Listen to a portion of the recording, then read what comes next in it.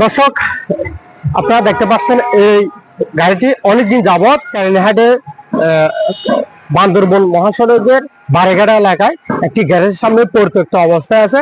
Garage মালিক সে একটি কাগজ দিয়ে এই গাড়িটি ঢেকে রাখছেন। আসলে এই গাড়িটি দেওয়া হয়েছিল কালিহাটের যে ময়লা আবর্জনা ফেলার জন্য উপজেলা প্রশাসনের পক্ষ থেকে। সেই সাথে দেওয়া হয়েছিল কিছু ময়লা ফেলানোর জন্য বড় বড় ড্রাম, কিন্তু এই ড্রাম গুলো আমরা দেখছি কালিহাট কেএনসি ইউনিয়ন পরিষদের সামনে। তবে অনেকদিন যাবৎ এই গাড়িটা এখানে পড়ে রয়েছে। এই গাড়িটার প্রায় নষ্ট হয়ে যাচ্ছে এরকম। তো কেবে কারা রাখছে আমরা জানি না, তবে আমরা এখানে দেখতে পাচ্ছি গাড়িটা প্রায় এই যে তালা তালা আটকানো আছে, তাই গাড়িটা এখন অচল অবস্থা হয়ে গেছে। আমরা চাই উপজেলা প্রশাসনের মাধ্যমে গাড়িটা উদ্ধার করে যেখানে দেওয়ার দরকার ওইখানে যাতে দেয়, কারণ এই গাড়িটা হচ্ছে সরকারি গাড়ি।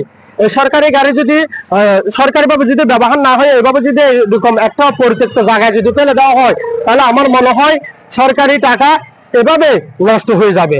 চাই প্রশাসনের মাধ্যমে এই গাড়িটা, এটা গতবারে যে ইনচার্জ ছিল মিল্টন বিশ্বাস, তিনি কালিহাট কাঁচা বাজার এবং কালিহাট বাজারে যে ময়লা আবর্জনা গুলো ফেলানোর জন্য এই গাড়িটা দেওয়া হয়েছিল।